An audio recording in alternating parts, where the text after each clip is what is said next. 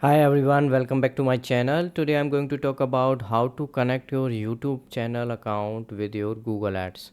So first of all, you have to log in your Google Ads account. Make sure you have YouTube channel on the same Gmail ID. And then click on tools. Inside the tools you can click on data manager, and here you can find YouTube channel because you already have a YouTube channel here. So you can connect from here, and now it's connected, so it's done.